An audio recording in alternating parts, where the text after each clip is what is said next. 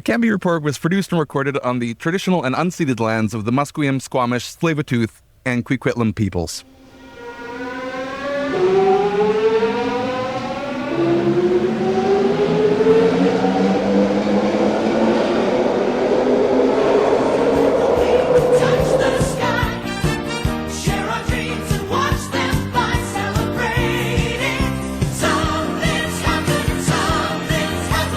It's November 7th, 2024, and there are 709 days left until the Vancouver municipal elections.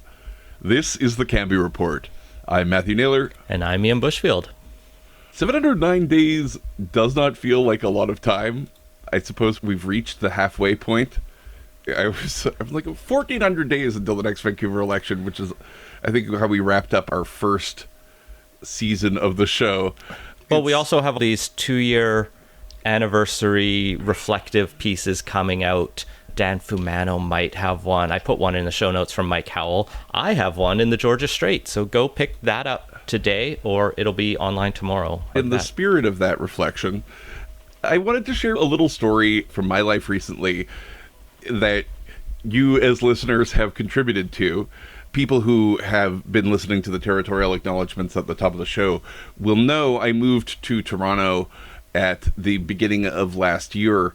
I started dating a guy who is a PhD student in political science and went to a conference where he happened to talk with some of you listeners. And you apparently gave me a rather glowing recommendation. Thank you for that, because I'm very pleased to tell you all that we just got engaged. Congrats. That's amazing. Thank you. This show has been a very fun thing to be a part of for these many years now, and I'm always pleased and delighted with the contributions that listeners make, whether they're sending in tips. I just wanted to share this very significant way that you have influenced my life. Thank you. If you want a more usual way to support the podcast, patreon.com/Canby Report. /Canby Report. We're not all available for betrothals, but we do appreciate that level of commitment to the podcast.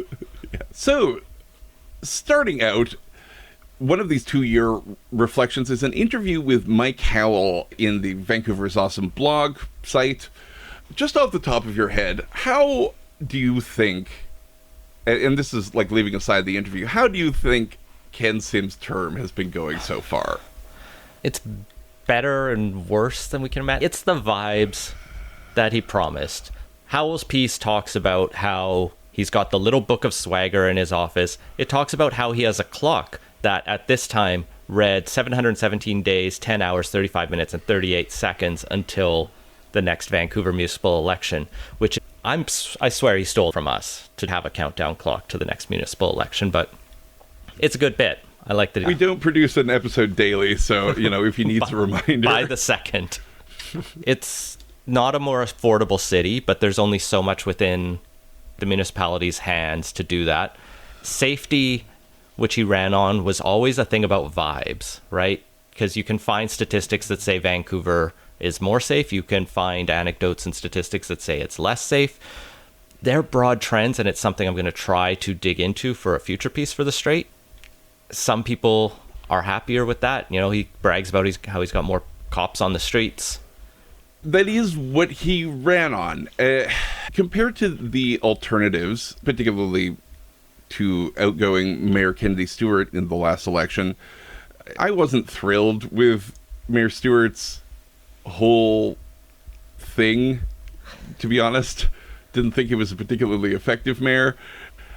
I don't know that Ken Sim has been more effective, but he definitely seems more active. He's got a gym in City Hall, so he can be active. And that's kind of the thing that I'm talking about as a detriment to him, is that there are a lot of these unforced errors, like needless conflict with people on council. I understand that having majority is great, but there doesn't seem to be a lot of leadership keeping that caucus together, nor does there seem to be a strong drive coming from the mayor's office, other than the mayor wants to be Vancouver's #1 mascot. Yeah. So much of this interview is filled with business buzzword stuff. He's like, we committed to 94 initiatives and we've actioned over 70% of those. What does actioning things mean? You have written them down on a piece of paper or they are fully implemented? He continues this particular quote by saying, "I'll let the public decide what the grade that is. Is that an A+ or an F-? I have no idea. Don't really care." That, I think, speaks volumes about what he is like in the mayor's office, what his philosophy is on the job. It's like Vancouver being run as a startup. I appreciate Howell's approach to this interview because for every claim Sim makes, he does push back and he brings in stats in a number of different angles and tries to push them a bit harder. He brings up the fact that they went back on the city's plan to ban natural gas, and when Sim makes a claim, he says, well, the city's director of sustainability says otherwise. And then Sim is like, well, it's cost builders more. And he says, there's builders who say otherwise. And Sim is just like, sure, but there are lots of builders who told us it costs 80 grand or more and it's hurting them. So it's just kind of a like he said, she said situation, but at least Howell tried to pin him down. So check that out. Check out Ian's piece in the Georgia Straight tomorrow. It's a good time to reflect on what this administration has been doing for Vancouver, especially since within the next year, people are going to start positioning themselves to run again. But turning our eyes to the last provincial election, Chip Wilson, who put up a billboard mocking Premier David Eby as a communist, and in doing so possibly violating the Elections Act. I don't think that's true. That's deep No, I don't fry think exaggerating here. You could put a sign up on your lawn. If you were spending in a very substantial way, You might be a third-party advertiser, but an official proclamation was made by the city of Vancouver for the Lululemon founder, Chip Wilson, declaring it Chip Wilson Day. it's October 3rd. It was Summer and Chip Wilson Day in Vancouver, recognizing Chip and his wife for their foundation's contributions to the city. Presumably not the partisan billboards, but rather charitable and philanthropic actions, which is something the city's policy does allow to be recognized. And proclamations aren't hard to get. I've gotten them in the past for things like Darwin Day, recognizing the birth of Charles Darwin, and World Cerebral Palsy Day. Like, you can ask, and as long as it's not like, kill all the babies day, they're probably fine with it. Summer and Chip Wilson Day, October 3rd. Sorry we missed that grand holiday. What is notable, though, is Ken Sim did go and get a nice photo with Summer and Chip, and not every proclamation comes with the mayor's desire to be pictured with you. No, but I think that was more a function of all the campaign contributions and tangible and intangible help that Chip Wilson has been giving Ken Sim over the years. I also read this as last month, October 3rd, was proclaimed Summer and Chip Wilson Day, and not really realizing that Summer is Chip Wilson's spouse and that it was referring to a woman named Summer Wilson. I thought Ken Sim had just decided to vibe October 3rd into the season of summer. Anyway, thank you for all you've done for us, Chip Wilson. I'm sure your role as our friendly local billionaire will continue in just unending and uncomplicatedly positive ways. And since he loves the city so much, patreon.com/Cambria Report, Chip, we'll take your money. Yes, we will. I will never know because I don't look at that stuff, but we will take it. The city is taking action to remove the residents at Crab Park. Basically, the eviction has been ordered. It's supposed to begin today, 3 years after the encampment began. Yeah, there's 7 people left in the camp. Most of the people who were there initially have been offered and taken alternative housing arrangements, and the City and Park Board are saying they have identified alternative options for the people who are there. CBC journalist Akshay Kulkarni and Rafferty Baker went to the park and spoke to residents like Sasha Cristiano and advocate Fiona York to find out, why do you want to stay here and not take up the options that have been offered to you? Why do you feel you're being evicted? And why did the city have to come to this? They bring up arguments we've heard before that the alternatives being offered aren't acceptable to them. They risk tearing up the community, putting them in unsafe SRO hotels, and other concerns like that are real. I think that's not to say an indefinite tent camp in a city park is the ideal option, because it's obviously not. It's costing the park board and the city $21,000 a week, which for that amount of money, we could put these people in pretty nice houses. Providing, of course, those houses exist and are available. The idea of giving someone a ticket and sending them off to be someone else's problem is a way that Canadian municipalities and provinces have dealt with homelessness in the past, and that's not a solution by any stretch of the imagination. Now that Canada has apparently closed itself, according to the new immigration targets. Still an open country, it's just less open. We have opening hours. It's frustrating that it had to come to this and that people still felt like they didn't have safe options to depart from Crab Park. Given that the province took over administration of the downtown east side, I can't say this is a strong recommendation on their handling of the situation or on the city's ability to figure out a solution. Housing is incredibly expensive, and a lot of people are one bad medical bill or car disaster away from not being able to make rent. That is not a stable place for society to be in, and our governments have not been responsive to it. We do have new people in government, and some of those people are going to be in two governments at once, because why not? Why not collect two checks? It's been done before. People will do it again. We're going to beat the conflict of interest horse as we talk about this, but 13 local politicians were elected to the BC legislature. 2 mayors, 6 city councillors, 4 school board trustees, and 1 director of a local area have all won a government upgrade to the legislature in Victoria, writes Chad Pawson of CBC News. By-elections are expected in some of those communities, however, not all, as people like Misty Van Popta, the councillor for the township of Langley, says that she's just going to be a councillor for the remainder of her 2-year local government term while serving as MLA. She argues that she was elected by the people, and it's largely the same people who vote for her at the provincial level. And also, by-elections cost a lot of money and no one turns out to vote for them. So why don't I just hold both jobs? I think that is a preferable solution to what happened in Coquitlam last time, where someone resigned and then there just wasn't a by-election. But, one thing that has been raised is whether or not this constitutes a conflict of interest. I personally don't think it does, because conflict of interest has to involve some personal gain for yourself, and voting in 2 different public roles doesn't actually meet that criteria.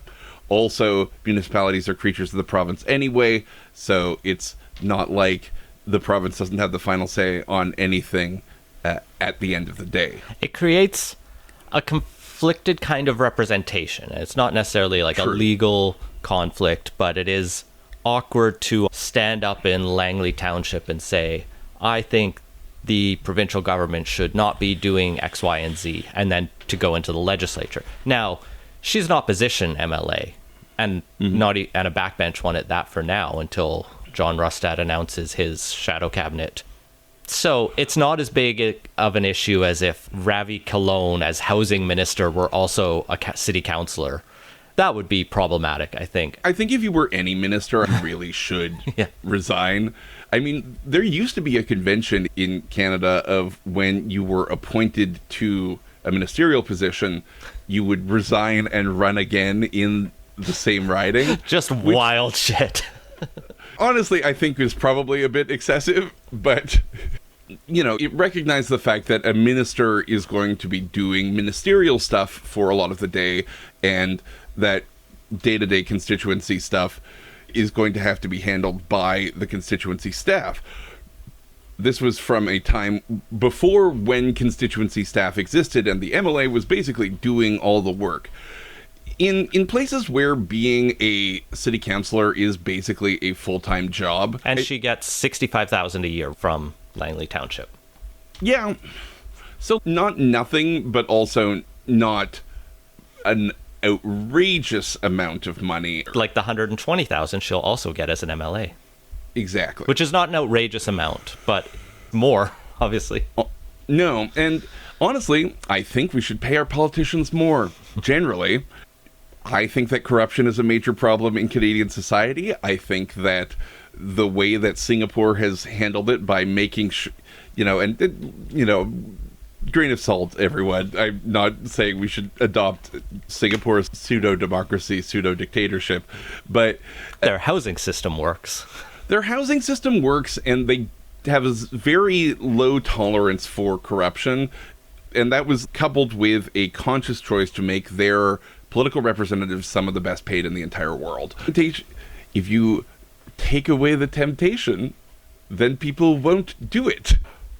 There's a few other politicians on this list who haven't confirmed that they're going to resign their local government seats, notably school trustees Heather Moss and Corky Neufeld in the Fraser Valley, a couple social conservatives, a few other school board trustees and councillors across the province.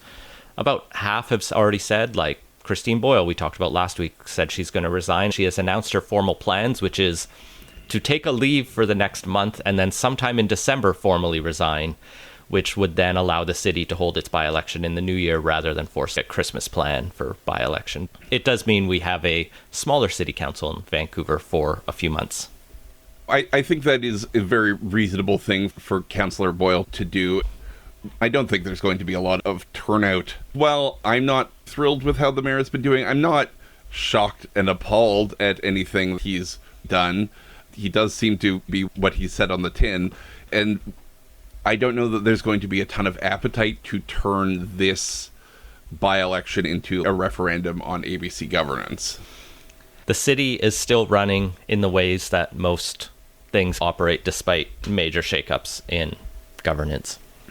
Speaking of major shakeups, Burnaby has eliminated a requirement that would force developers to build affordable housing in Edmonds Town Centre until it's financially viable for them. This is that kind of 20% deal that Vancouver tried for a while. It was a Burnaby housing policy as well that required developers to build 20% affordable rental apartments in their new developments. That has been suspended for developers in Edmonton town centers because apparently that kind of development can't support the cost of building the non-market rental homes just because the median income is quite low in the area and because building is expensive and keeps getting more expensive every single year. Yeah, this is one where it comes with very well-meaning intentions of trying to make sure that when we build new units, there are affordable ones in there. But when you're relying heavily on the market sometimes just says, I'd rather not do anything than do something unprofitable. And therefore, 20% of zero becomes zero. Alison Gu, the progressive councillor, was unhappy with having to do this, but did support the staff recommendation in the end, as I think they all did. It's one of those frustrating situations. There's some tweaks that Gu and others passed around this, but it's one of these challenges for building affordable housing. Housing is expensive to build. Yeah, it keeps getting more expensive. There is a certain part of me that is just like, as long as you can prevent a house being used primarily as a financial instrument.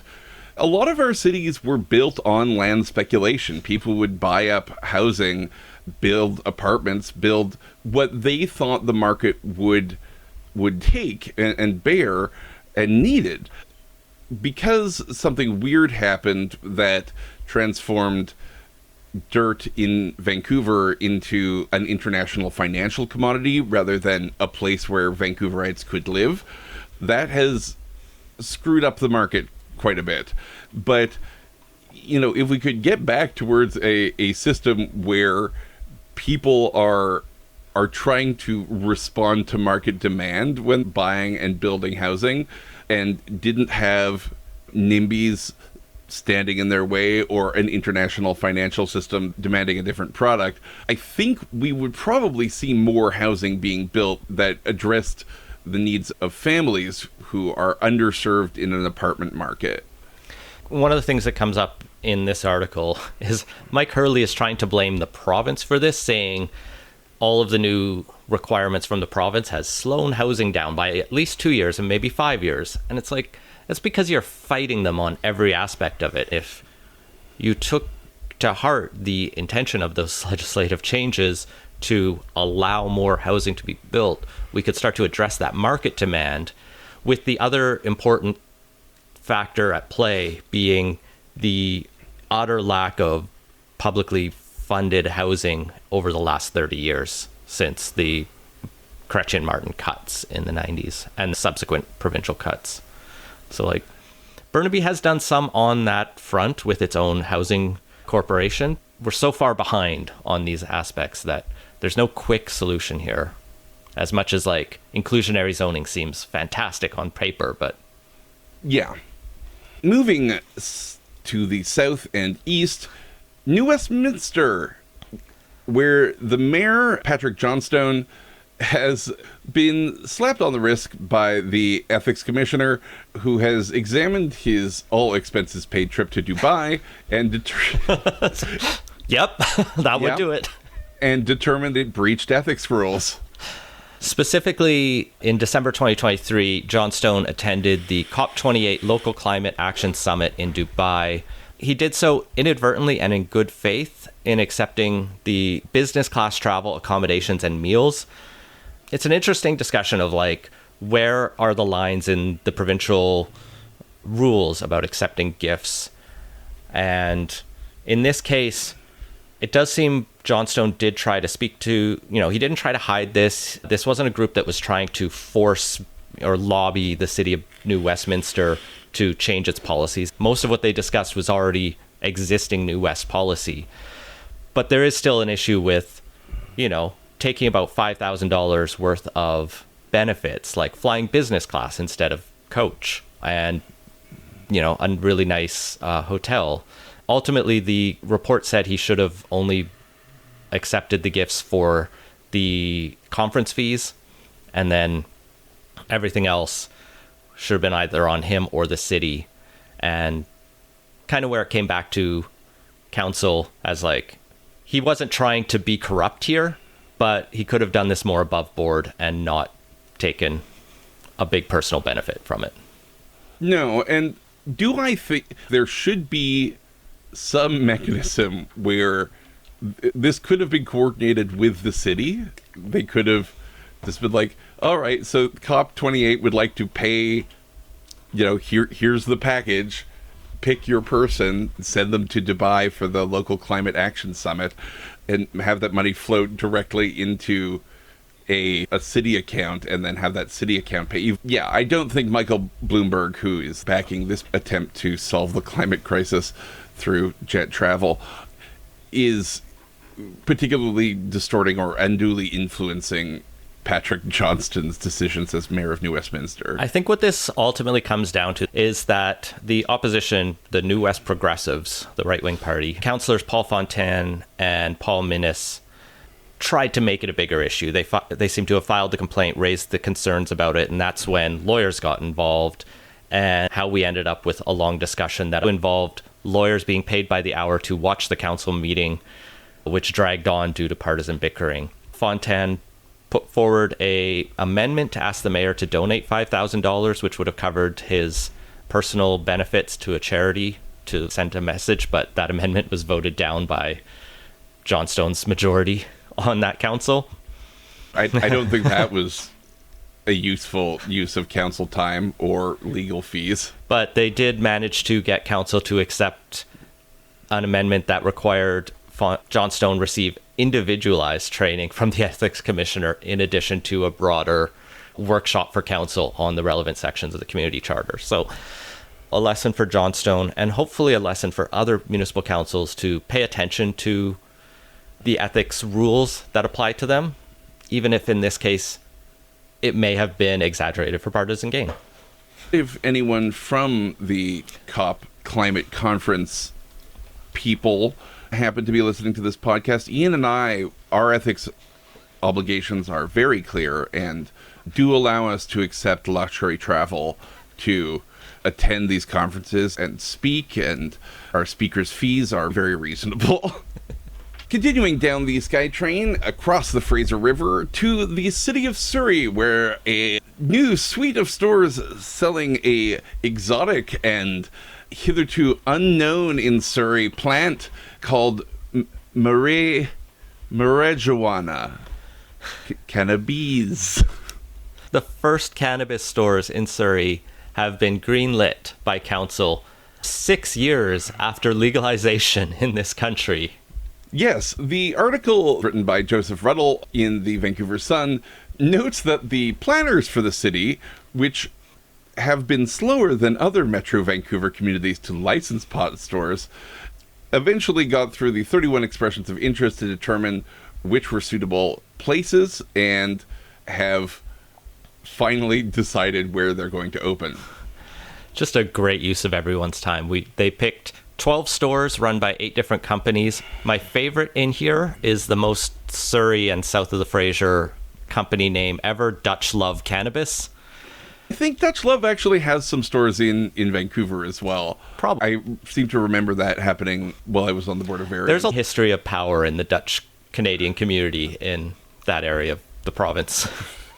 Also, several numbered companies which are doing business as places like Imagine Cannabis, Surrey's Cannabis Connection, Burb Cannabis. Burb has shops across the Lower Mainland. Yes. And UEM Cannabis. So 2 stores per each of the 6 regions. They had to make sure they weren't near schools or playgrounds or children. Because you wouldn't want high schoolers to know that marijuana exists. They had to rescind one application when they determined it was within 200 meters of a provincially funded learning center. Oh, dear Lord. In a few months or another year, those stores will probably open. So congrats, Surrey. I hope you enjoy cannabis. It's such fun. If your child is walking out of the learning center, manages to find their way to the store, and nothing has intervened, I feel like there has been a failure on the part of the learning center. There has been a failure on the part of, like, parents, on a part of city planning. Like, so many different things have happened that I just feel like making it 200 meters away is a bit overkill. Matthew, you're complaining about issues where, like here in my city of Coquitlam, we still have a ban on tattoo parlors opening in the city. Right. And fair enough, because municipal governments do occasionally do things that are egregious or excessive, like approving a 25.3 increase to regional taxes, for basically your sewer and water fees. I've looked at Metrovans property taxes across the region. They are quite low compared to other places in Canada, and it's not just because we don't have as much snow and don't have to fund a fleet of plows. It is just cheaper to own property in Metrovan. But that's going away, not because we're trying to make governance better or reduce the cost of building new housing. It's going up by almost $100 a year just to cover the North Shore wastewater plant. Yes, so we have mentioned this plant and the slow-rolling disaster that has been its construction. It has been plagued by unbelievable delays and some excellent sniping from government bureaucrats who have been talking about how unusual it is that the company in charge of building Acciona seems to not be doing anything. Costs a lot of money to not do anything. Metrovan Council has decided to put the bulk of the bill on the North Shore sewage area, as their property taxes, just the utility portion, is going to rise from $813 to 1,147 next year as this increase gets phased in. That's a 41% increase just for those residents. Other areas like the Fraser sewage area are only facing a 20.9% increase. Lucky Fraser sewage area. Until they have a project that goes wrong. I think there is a good argument that regional projects, even if they only help people in a corner of the region, could be offset by broader tax increases across the entire region rather than punishing just that region. Because eventually something might go wrong or need to be upgraded elsewhere. Do we focus that cost there or disperse it across the region? It's a political choice, and Metrovan has made it here. Yes, they have. It's quite a bit of money. It's a full extra 3 or 4 months of a cell phone bill for some people. These are significant costs, and it is a shame that everything has gone so sideways during that project's construction require it. At least it is being funded. There was no real chance that they wouldn't fund it. They are still looking to borrow some additional money to help cover some of their ongoing capital projects and recollects a big chunk of that, $2.8 billion, through development cost charges. So we are still trying to make growth pay for growth, but also existing demand. And that's something the federal government has called out. That's something provincial governments have called out.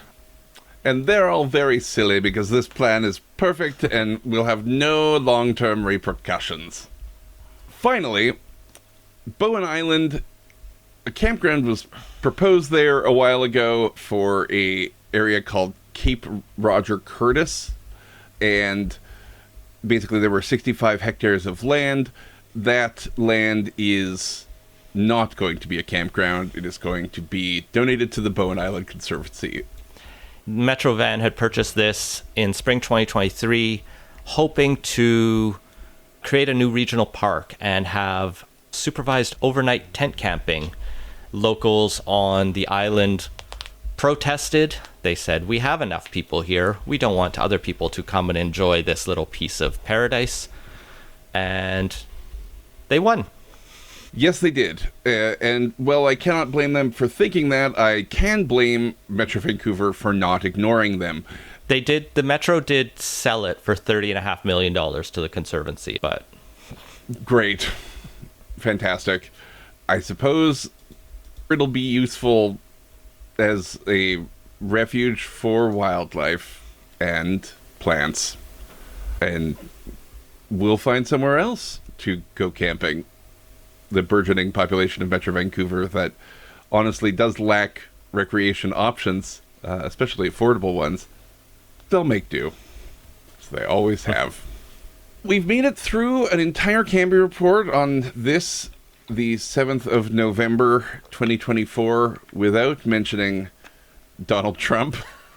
But we end every episode of the Canby report with a little tidbit from Vancouver's past.